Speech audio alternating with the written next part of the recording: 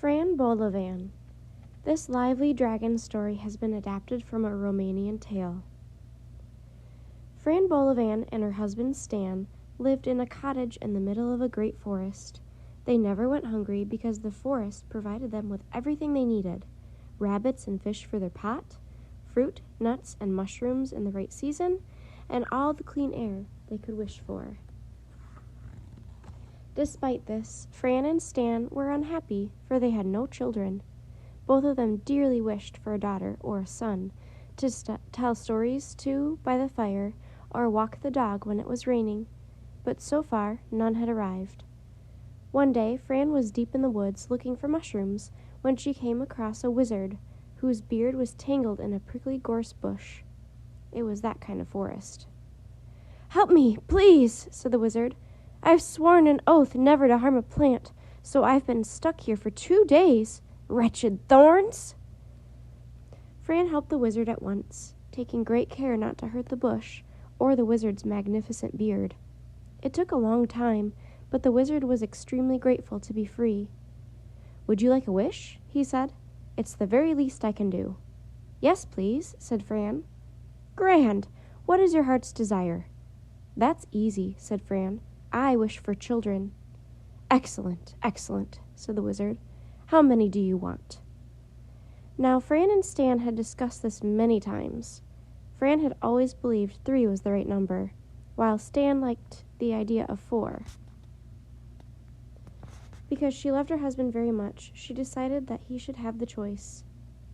"I'd like as many children as my husband is thinking of at this moment," said Fran. The wizard waved his hands in the air and muttered words in a strange language that sounded a little like insects laughing. "Ha! It is done," the wizard declared, and then he turned into a cloud of butterflies and fluttered away. Fran ran all the way home. As she came close, she heard the voices of many children. It sounded like a school playground or a small happy riot. When she reached the cottage, she saw children everywhere. There were children digging in the vegetable patch, children tumbling in the yard, children looking out of every window. "Is every child in the world here?" wondered Fran. "Ma!" they screamed and jumped on her at once. Fran was so surprised that she sat down with a bump. Soon she had disappeared under a giggling mountain of happy children. "Oh, my goodness," said Fran. "How many of you are there?" "Not one child too many," laughed Stan, appearing with yet more children clinging to his arms and legs. "I was just washing up and wishing we had 100 children, and suddenly we did. Isn't it wonderful?" This was very good news, but with so many mouths to feed, there was soon hardly a morsel of food left. The forest was a generous provider, but not that generous. "Winter's coming, Stan," said Fran, carefully slicing their last turnip into 100 pieces. "You stay here and look after the children. I will go out into the world to seek our fortune. We'll never feed all our darlings otherwise." She set off at once and walked until she left the forest and came into countryside she had never seen before. There she found an old shepherd watching a great flock of sheep and a herd of cows. The shepherd was muttering angrily to himself. "What's upset him?" wondered Fran. "Do you need any help?" she asked. "And in return, may I have some of your herd to feed my hungry children?" "I do need help as it happens," answered the old man. "A dragon comes every evening and steals 3 sheep and 4 cows for his supper, as well as 5 barrels of milk for his mother's bath of eternal youth. There's nothing I can do to stop it, because the bothersome beast is bigger than a baron's barn and breathes fire." "What do you want me to do?" said Fran. "Kill the beast or drive it off. I don't care. I'll give you half my sheep and half my cows if you do." "That's a lot of cows and sheep." Fran was pleased, but then she frowned. She wasn't quite sure how you went about killing a dragon. She wasn't even sure it was possible. As she was pondering this, the great dragon himself swooped in. With a growl, the monster scooped up the cows, the sheep, and the milk, and flapped away. The terrifying sight did not fill Fran with confidence, but the shepherd's offer was so tempting that she couldn't refuse it. She sat down and scratched her head a little and considered the best way to fight a dragon. "You have a deal," she told him at last. "I only ask for 2 things. I'll need a large round cheese with a knobbly rind." "Easy enough," said the shepherd. "And you'll have to leave me alone with your cows and sheep tomorrow." "I'll do that gladly," said the shepherd. The next evening, at the dragon's usual time, Fran placed the cheese carefully on the ground and waited. Her heart was beating fast, but the thought of all those hungry children kept her steady. A whooshing noise came from the mountains, and suddenly the dragon was sweeping overhead on ragged wings. Flames spurted from the monster's mouth as he considered which of the panicking sheep looked the tastiest. "Stop!" shouted Fran, striding forward. "What's this? Who's that? What?" said the dragon. "No one tells me to stop." "I am Fran Bolovan. I crunch up rocks all day, and by night I munch on mountains. These sheep are mine, and if you take one, I will jump on your back and ride you to your grave." The dragon shivered a little when he heard these fierce words. Like most bullies, he didn't like to be challenged. "You'll have to fight me first, little woman," he said. "Fight you?" said Fran. "Why, I could crush you with my little finger. Are you sure you want that?" She picked up the cheese and held it up. With its rind, it looked very like a stone. "Go and fetch a stone like this out of the river," she ordered, "and we will quickly tell who is the strongest." The dragon meekly did as he was told, and returned with a stone in his fist. "Now, can you squeeze buttermilk out of your stone?" asked Fran. "Buttermilk?" The dragon squeezed his stone till it shattered into powder, but no buttermilk flowed from it. "Course I can't," he snarled. "What a stupid idea." "Well, maybe you can't, but I can," said Fran, and she squeezed the cheese till buttermilk flowed through her fingers. The dragon was very worried by this display of strength, and it decided it was time to go home, until Fran blocked his way. "Not so fast, dragon," she said. "You owe me for all the cattle and milk you've stolen. Now pay up." The dragon was frightened. He worried that Fran would gobble him up, just as she did with the mountains. "Come home with me. My mother would like to meet a woman as strong as you, and she has lots of tasks that need doing. You'll get more money if you come with me. She'll pay you 7 sacks of gold for every day's work that you do," he added, rather anxiously. Fran liked the sound of that, so she agreed to go with him. The dragon's mother was as old as time, as ugly as a toad, and as big as a cathedral. She was crouched in a great tub waiting for her bath. "Where's my bath milk, son?" she screeched. "And my supper?" The dragon whispered that he needed her to deal with this awkward woman, Fran Bolovan. "She's terribly strong," he explained. "I need you to get rid of her." "I've dealt with dozens of pesky girls just like her," cackled the dragon's mother, climbing out of the tub. "Don't you worry, my darling cherub." The next day she set Fran a test of strength. "Take this club and see which of you can throw it the farthest. You go first, son." The dragon picked up a huge spiked club that was bound in iron. He whirled around on his toes 3 times and flung it far into the forest. Fran and the dragon walked after the club, but it had flown such a long way that it was late afternoon before they finally found the spot where it landed. Fran just about managed to pick up the club, but she quickly put it down again. She peered up into the twilight sky and sighed. "What's wrong?" said the dragon. "It's the moon," said Fran. "I'm waiting for it to get out of my way." "What?" cried the dragon, unable to hide his alarm. "Don't you see that the moon is blocking me? If I throw the club, it will land up there, boof, and we'll lose it." The dragon trembled. The club had been a present from his beloved grandfather dragon, and he didn't want it to be lost on the moon. Fran," he began, "how about not throwing the club? I'll give you another 7 sacks of gold if you don't." Fran pretended to be upset, but gladly agreed, and they returned to the dragon's lair. "We are in terrible danger," said the dragon to his mother that evening. "Would you believe that I only just stopped that awful woman from throwing my best club into the moon?" The old hag's mottled skin turned yellowish with fear. "She's a dangerous one, my chickadee," she muttered. "We'll have to fix her, and make no mistake about it."